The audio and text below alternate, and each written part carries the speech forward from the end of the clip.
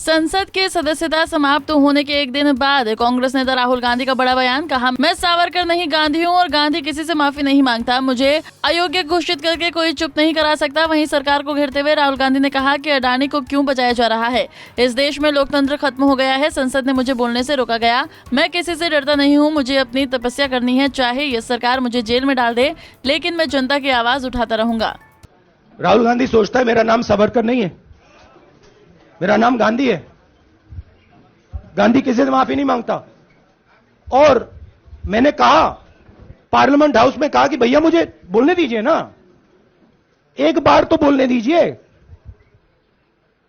2 बार चिट्ठी लिखी, तीसरी बार मैं पर्सनली स्पीकर से जाके कहता हूं, स्पीकर सर प्लीज, आप डेमोक्रेसी के लोकतंत्र के आप प्रोटेक्टर हैं, मुझे बोलने दीजिए। मुझको आगे कहते हैं भैया मैं तो नहीं कर सकता। आप नहीं कर सकते तो कौन कर सकता है? शायद मुझे जाके मोदी जी से पूछना पड़े। राहुल गांधी की संसद की सदस्यता समाप्त होने के बाद विपक्ष में दिखी एकजुटता। आरजेडी के वरिष्ठ नेता शिवानंद तिवारी ने कहा कि ये सब जानबूझकर किया गया है। भारत के इतिहास में किसी को 2 साल की सजा नहीं मिली।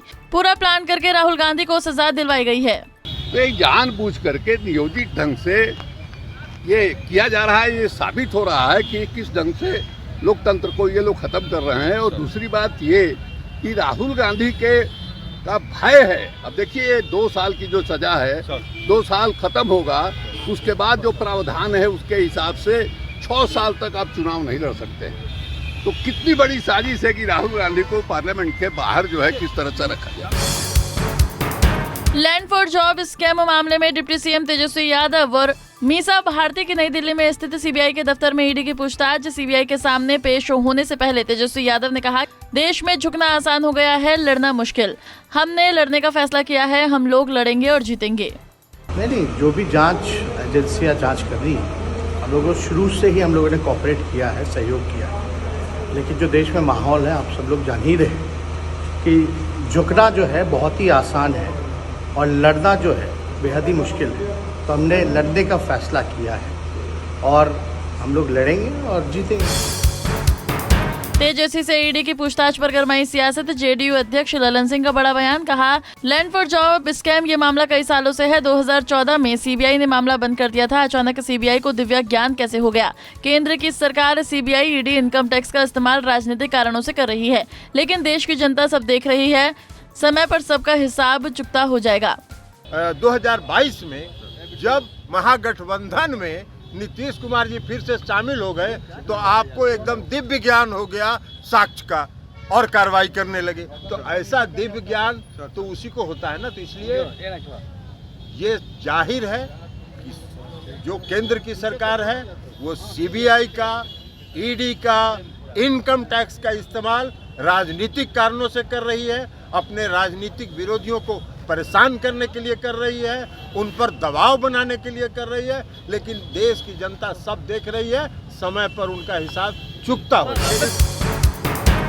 झारखंड में आदिवासियों के सबसे बड़े त्योहार सरहुल की धूम। मुख्यमंत्री हेमंत सोरेन ने सरना के ऐतिहासिक स्थल सिरमटोली परिसर में पारंपरिक वेशभूषा और विधि विधान से पूजा अर्चना कर राज्यवासियों की सुख समृद्धि के लिए प्रार्थना की और राज्यवासियों की सरहुल पर्व को दी गई शुभकामनाएं देते हुए लोगों से पेड़ लगाने की अपील की। इस दौरान सीएम हेमंत सोरेन ने मांदर के ताप पर वहां उपस्थित लोगों के साथ पारंपरिक लोक नृत्य भी किया। आप सब लोगों को मेरी ओर से बहुत बहुत शुभकामनाएं। और ये सिरमटोली के प्रांगण के सभी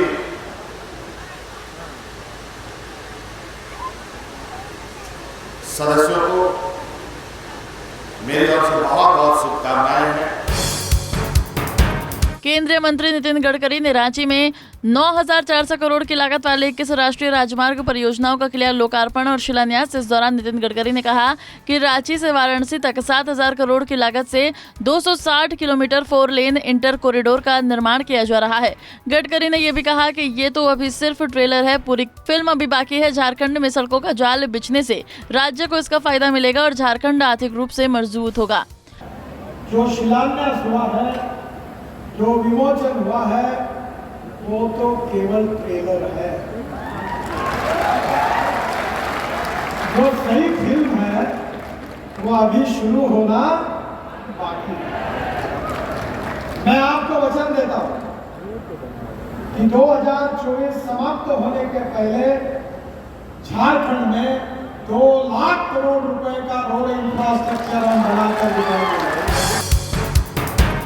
भागलपुर में अब चलेगा तंबाकू सेवन के खिलाफ सघन अभियान। सार्वजनिक स्थलों पर धूम्रपान करने पर भरना पड़ेगा जुर्माना। उल्लंघनकर्ताओं के खिलाफ त्रिस्तरीय छापेमार दस्ता का गठन। शिक्षण संस्थानों के 100 गज के दायरे में तंबाकू उत्पाद बेचने पर लगा प्रतिबंध। साथ ही बच्चों को जो सिगरेट या तंबाकू बेचेगा उसे होगी 7 साल की जेल।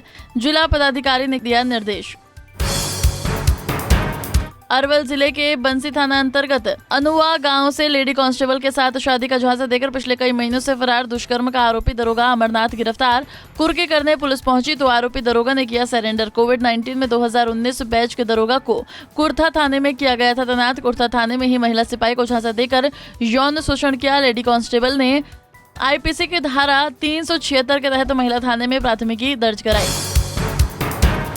नियोजन नीति को लेकर झारखंड में गरमाई सियासत। बाबूलाल मरांडी ने हेमंत सरकार पर बोला हमला। कहा अंधकार में होता चला जा रहा है नौजवानों का भविष्य। दूसरी नई नियोजन नीति नहीं बना पा रही सरकार। केंद्रीय मंत्री गिरिराज सिंह सहित 23 लोगों को मुजफ्फरपुर एमपी एमएलए कोर्ट ने 9 साल पुराने मामले में बड़ी राहत देते हुए साक्ष्यों के अभाव में किया बरी।